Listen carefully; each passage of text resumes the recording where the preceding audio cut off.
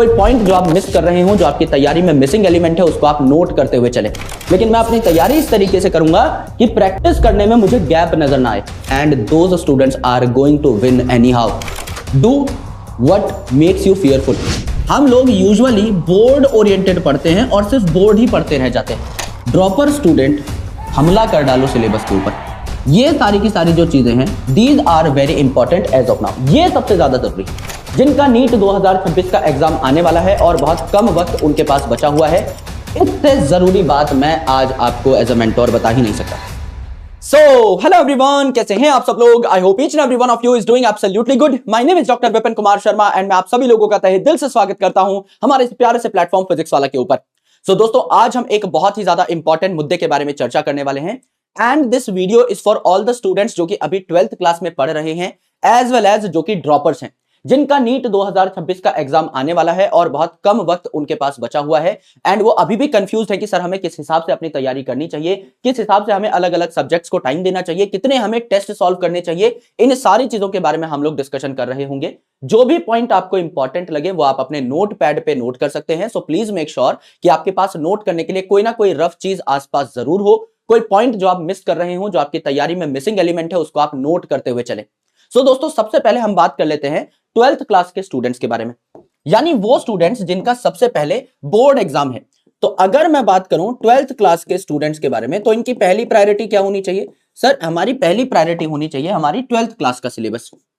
जाहिर सी बात है, 12th का सिलेबस अगर आप अच्छे तरीके से कर लेते हैं तो आपको फिर बाद में दिक्कत नहीं होगी। आपको जस्ट इस सिलेबस को रिवाइज करना होगा, करेक्ट। तो अब आप क्या करें, सर हमारा जो 12th क्लास का सिलेबस है ये हम इस तरीके से पढ़ें कि हमारी नीट की कवरेज हो जाए।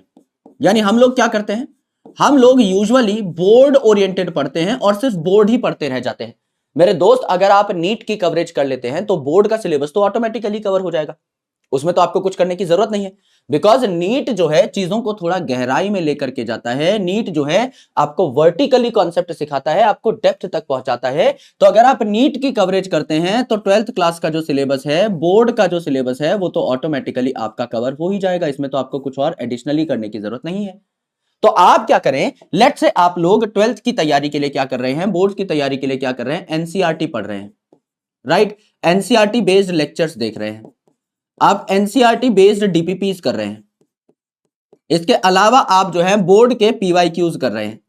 अब आपको यहां क्या करना है, आपको यहां पर एक दो रिवीजन्स और ले लेने हैं। नीट की तैयारी आपकी पूरी हो जाएगी। इन्हीं चीजों को मल्टीपल टाइम्स आप रिवाइज करिए। इन्हीं चीजों में आप नीट के पीवाईक्यू ऐड करिए। और नीट के पीवाईक्यू कितने साल के ऐड करें गुरुजी हम, आप 2013 से लेकर के 2025 तक के पीवाईक्यू ऐड कर दीजिए। आपको 15 पेपर्स ऑलमोस्ट मिल जाएंगे, क्योंकि बीच में कुछ साल ऐसी थी जहां पर मल्टीपल टाइम नीट का एग्जाम हुआ था। इसके अलावा मेरे दोस्त, आप ऑब्जेक्टिव क्वेश्चंस लगाना स्टार्ट कर दीजिए। कोई भी एक बुक ले लीजिए, कोई भी एक बुक ले लीजिए आपके पसंद की, ऑब्जेक्टिव एनसीईआरटी पंच ले लीजिए, या फिर कोई भी और बुक ले लीजिए जो आपके पास है, उससे भी आप पढ़ाई कर सकते हैं। आपके पास अगर मॉड्यूल है तो मॉड्यूल से भी आप पढ़ाई कर सकते हैं, उसमें भी अच्छे खासे क्वेश्चंस दिए हुए होते हैं, करेक्ट। सो अल्टीमेटली आपने अब क्या कर दिया, आपने अब अपनी बोर्ड की तैयारी को क्या बना दिया, नीट की तैयारी बना दिया। समझ लीजिए आपने बोर्ड के लिए पढ़ा sexual reproduction in flowering plant. भाई sexual reproduction in flowering plant पढ़ा तो एनसीईआरटी बेस्ड लेक्चर देख लिया, बैच का लेक्चर देखने के बाद डीपीपी लगा ली, बोर्ड के पीवाईक्यू लगा लिए। अब सेम कंटेंट पढ़ के उसी को रिवाइज करके आप नीट के भी तो पीवाईक्यू बना पाएंगे, आप नीट की भी तो ऑब्जेक्टिव बुक सॉल्व कर पाएंगे। यानी हर चैप्टर में आपको 5-10%, 20% एक्स्ट्रा एफर्ट लगाने हैं और ये पूरी तैयारी आपकी क्या हो जाएगी, डन हो जाएगी। अब समझ लीजिए मार्च के मिड में आपके अधिकतर पेपर खत्म हो गए। समझ लीजिए मार्च के मिड में आपके अधिकतर पेपर खत्म हो गए। तो अब आप क्या करें, अब आपके पास मार्च के 15 दिन रहेंगे और अप्रैल के आपके पास लगभग 30 दिन रहेंगे। अब इन 45 दिनों में आप क्या करें, सुबह एक टाइम टेबल बना लें कि सुबह 3 घंटा जो है मैं सिर्फ और सिर्फ 12th का रिवीजन करूंगा, 12th का रिवीजन करूंगी, करेक्ट। और बचा हुआ जितना भी टाइम है, जितना भी मैं पढ़ता हूं, 8 घंटा 9 घंटा, जितना भी मेरा टाइम बचता है, इसमें मैं 11th क्लास को कोर तरीके से अच्छे तरीके से पढ़ूंगा और इसको रिवाइज करूंगा। क्योंकि ड्यूरिंग माय बोर्ड एग्जामिनेशन मेरा अभी जो है पूरा का पूरा फोकस 12th क्लास के सिलेबस पे था, तो 11th मेरे दिमाग से निकल चुका होगा, इसकी अच्छी खासी प्रोबेबिलिटी है। तो there are very high chances कि 11th के कंसेप्ट मेरे हल्के से वीक हो गए हों, उसकी प्रैक्टिस जो है मेरी थोड़ी सी छूट गई हो। लेकिन मैं अपनी तैयारी इस तरीके से करूंगा कि प्रैक्टिस करने में मुझे गैप नजर ना आए। मैं ऑलरेडी दिन के 50-60-100 क्वेश्चन सॉल्व कर रहा था, तो जब मैं 11th क्लास के क्वेश्चन भी उठा करके सॉल्व करने बैठूंगा तो मुझे ऐसा नहीं लगेगा कि मैं कुछ नया कर रहा हूं। बस मैंने एक नया चैप्टर उठा लिया है, उसको मैंने अच्छे तरीके से स्क्रैच से पढ़ लिया है, मैंने उसके फॉर्मूलेज रिवाइज कर लिए हैं, एंड अब I am solving a question from that chapter. सिर्फ ये एलिमेंट आपको देखने को मिलेगा और कुछ भी नहीं। तो आप अभी क्या करिए, 12th क्लास के स्टूडेंट्स जो हैं वो क्या करिए, अपना कोर फोकस लगा दीजिए 12th क्लास के ऊपर। लेकिन मेरे बंधु, मेरे भाई, the most important thing should be, आप इसको बोर्ड पर्सपेक्टिव से मत पढ़िए। आप अपने 12th क्लास की तैयारी नीट पर्सपेक्टिव से ही करिए। आपको यह सोचना ही नहीं है कि that you are preparing for board, आपको यही सोचना है that you are preparing for NEET. आप बस नीट में 12th क्लास का सिलेबस पहले कर रहे हो, 11th क्लास का सिलेबस बाद में करोगे, उसका रिवीजन आप करोगे। बिकॉज जितने भी टॉपर आपको देखने को मिलते हैं, नीट के जितने भी टॉपर आपको देखने को मिलते हैं, उन सबकी स्ट्रेटजी ऑलमोस्ट यही होती है। और जितने भी टॉपर्स होते हैं, टॉप रैंक में जो बच्चे आते हैं, they are from 12th class only. वो सीधा सीधा बोर्ड में अपीयर होने के बाद ही नीट को फोड़ डालते हैं, क्योंकि वो 11th पे ग्रिप कभी लूज नहीं करते। तो अभी भी आप बीच बीच में कभी आपको संडे वनडे का टाइम मिले, अभी भी you got all the time. अभी भी आपके पास दिसंबर पूरी पड़ी हुई है, जनवरी पड़ी हुई है, फरवरी पूरी पड़ी हुई है। तो इन 3 महीनों में अगर आप चाहें, दिसंबर, जनवरी एंड फरवरी, अगर इनमें आप चाहें इन 3 महीनों में, तो आप अपना संडे जो है अभी भी 11th क्लास के लिए डिवोट कर सकते हैं। जब आपके बोर्ड एग्जाम आ जाए करीब, उस टाइम पे आप पूरा 12th पे शिफ्ट हो जाएगा। तो अभी देखिए, यहां पर आपके पास 4 संडे पड़े हुए हैं, यहां पे आपके पास 4 संडे पड़े हुए हैं, यहां पे आपके पास 4 संडे पड़े हुए हैं, +1 एक ना एक संडे यहां पर आ ही जाएगा किसी ना किसी महीने। तो आपके पास अभी भी मोटा मोटा 13, 14, 15 दिन का टाइम है, जहां पर आप 11th क्लास के कॉन्सेप्ट्स को इजीली ऊपर ऊपर से देख सकते हैं, या फिर कुछ टॉपिक्स को एटलीस्ट आप कवर कर सकते हैं। फिजिक्स में आपने टारगेट बना लिया कि भाई जब मैं संडे को बैठूंगा, हर संडे में 4 घंटा फिजिक्स को दूंगा, तो आपकी मैकेनिक्स पूरी हो जाएगी। अगर केमिस्ट्री में मैं सिर्फ फिजिकल केमिस्ट्री भी पूरी कर लूं 12th के बोर्ड एग्जामिनेशन से पहले पहले, तो भी आपका काम हो जाएगा। बायोलॉजी में अगर मैं बॉटनी जूलॉजी में 4-4 चैप्टर भी कोई पकड़ के पूरे करता हूं, तो भी मेरा ठीक ठाक काम हो जाएगा। जब मैं बोर्ड एग्जाम के बाद दोबारा 11th पे हमला करूंगा, तो मेरे को एक एज मिलेगी। मेरे को कुछ चैप्टर सिर्फ रिवाइज करने पड़ेंगे, और 11th के बचे हुए चैप्टर जो है अच्छे तरीके से मैं पूरे कर पाऊंगा। This time bifurcation is very important, right. अभी जो स्टूडेंट ड्रॉपर हैं, भैया शस्त्र जो है हाथों में ले लीजिए, एकदम पहना लीजिए शस्त्रों को, जिससे कि आपका निशाना बिल्कुल भी चूके ना, है ना। सीधा जो है ड्रॉपर स्टूडेंट हमला कर डालो सिलेबस के ऊपर। कोई बैकलॉग नहीं होना चाहिए आने वाले टाइम में। इस शब्द को तो आज के बाद कोई बोल भी ना दे अपने मुंह से। बैकलॉग जैसा कुछ नहीं होना चाहिए। जैसे स्कूल में हम जाते थे, है ना, 2 दिन बीमार हो गए, 2 दिन की छुट्टी कर ली थी, किसी दोस्त की कॉपी ली और सारा का सारा काम लिख डाला 1 घंटे में बैठ करके, तो कोई बैकलॉग नहीं रहता था। हम उसे कभी बैकलॉग बोलते ही नहीं थे। ये बैकलॉग नाम की बीमारी अभी बहुत ताजा मार्केट में आई है। पिछले 3, 4, 5 सालों से ही मैंने भी ये शब्द सुनना स्टार्ट किया है। अदरवाइज उससे पहले मुझे पता भी नहीं था कि बैकलॉग क्या है।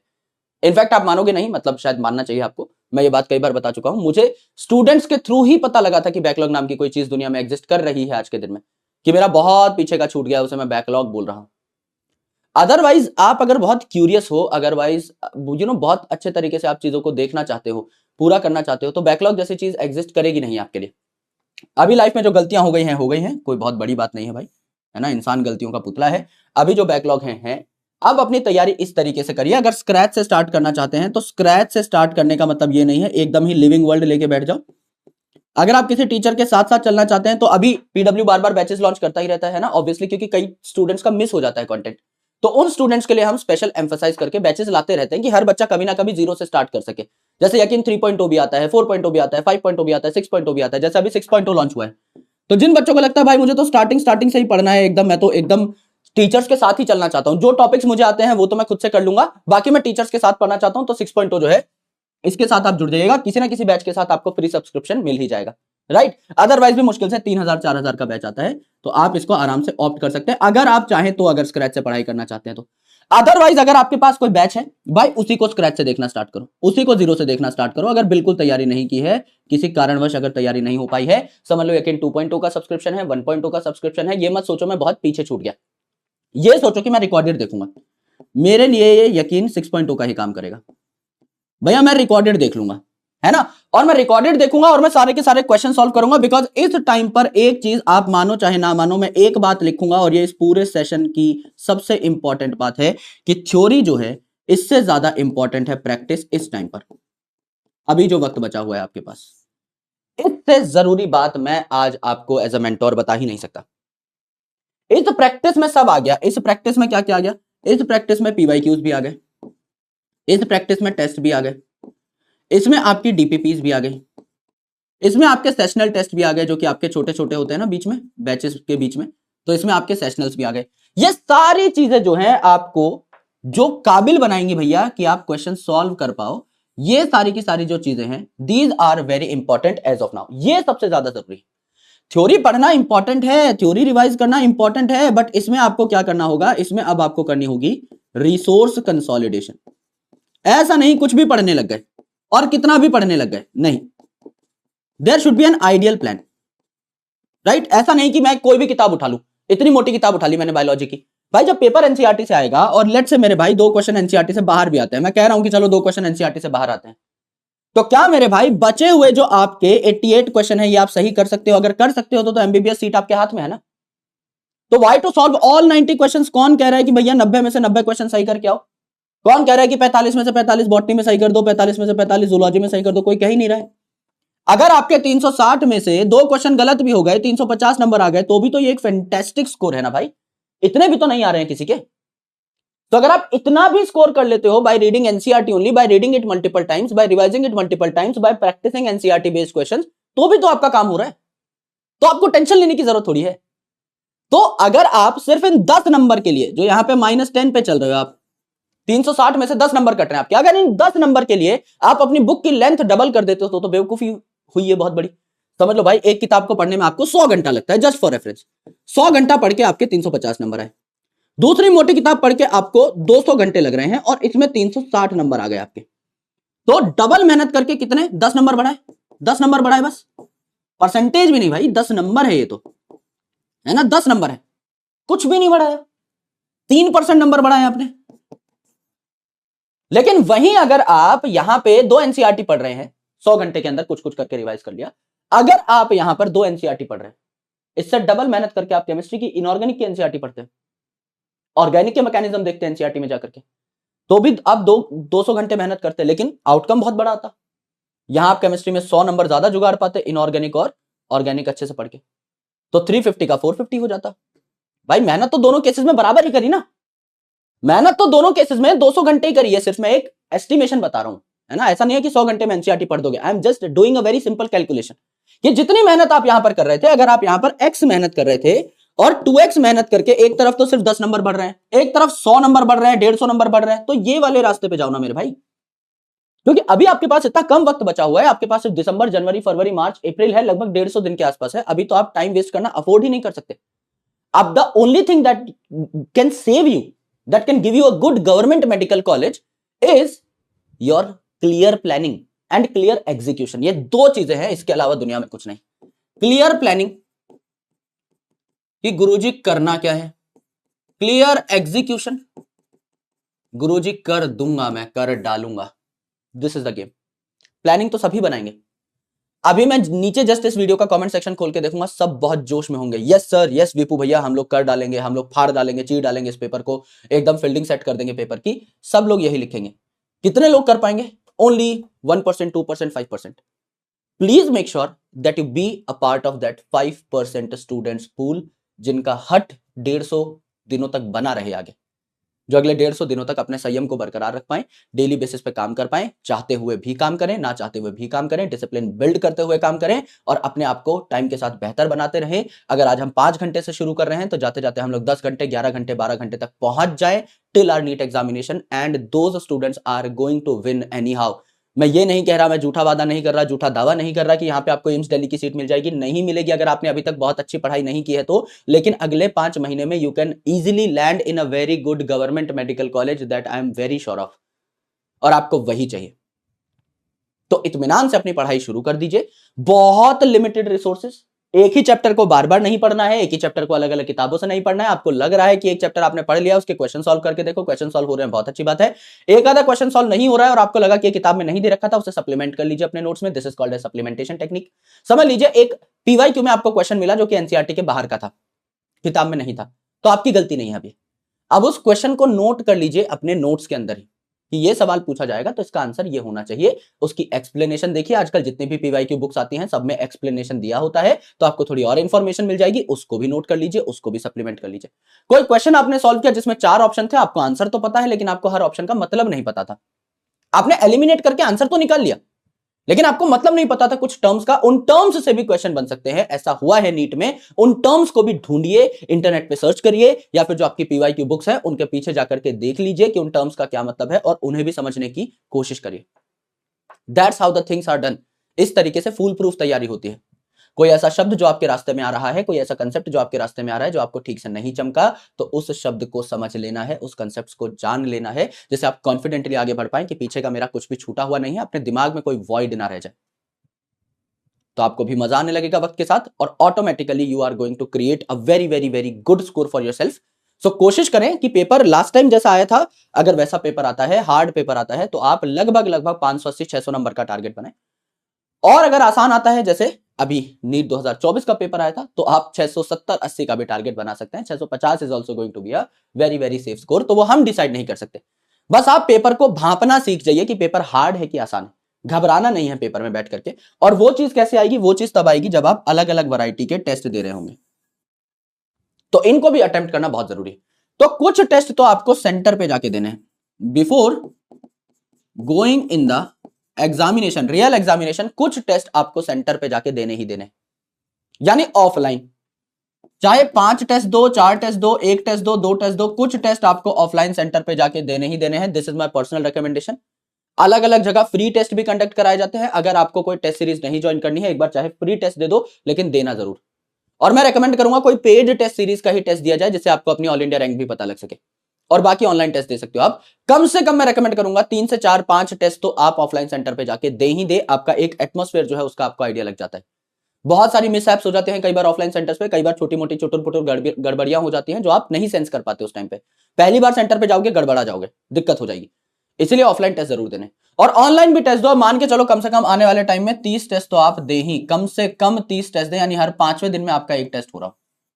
और इसका नंबर बढ़ा भी सकते हो, इसका नंबर आप 50 भी कर सकते हो कि हर तीसरे दिन आप एक टेस्ट दे रहे हो। खुद से ही कंडक्ट करा लो अपना टेस्ट। ऑफलाइन भी कई सारी टेस्ट सीरीज आती हैं, बुकलेट के फॉर्मेट में आती हैं। एक बुकलेट उठाओ, दिन में टेस्ट सॉल्व करना स्टार्ट कर दो। 3 घंटे का एक टेस्ट दिन में बनाओ ही बनाओ। That should be your ideal strategy. Test आपको जो सिखाता है वो आपको थ्योरी नहीं सिखा पाएगी।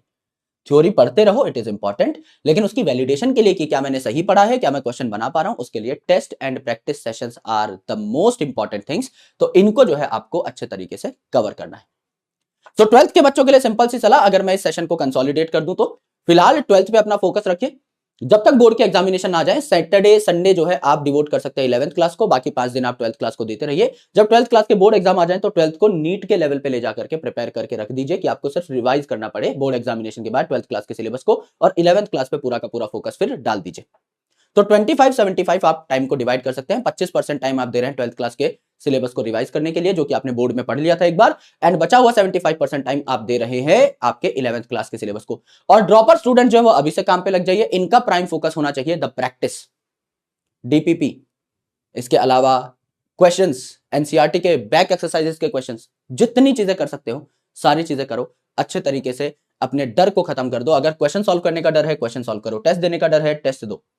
अपने हर डर के पीछे काम करो। न्यूमेरिकल सॉल्व नहीं होते, न्यूमेरिकल सॉल्व करो। Do what makes you fearful. एक बार अपने डर का सामना करो। अभी हमारे पास 150 दिन है, आपकी हैबिट बनने में 20, 22, 25 दिन लग जाएंगे। उसके बाद 4 महीने आप इत्मीनान से अगर काम करोगे, you will crack the examination for sure.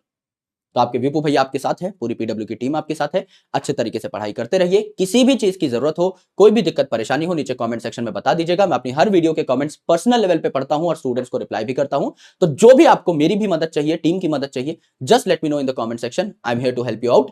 And किसी और टॉपिक पे भी वीडियो चाहिए तो वो भी मुझे नीचे बता दीजिएगा। लॉट्स ऑफ लव, जय हिंद, शुक्रिया, मुलाकात होगी। अपना ख्याल रखिए, पढ़ाई करते रहिए। Bye bye, take care.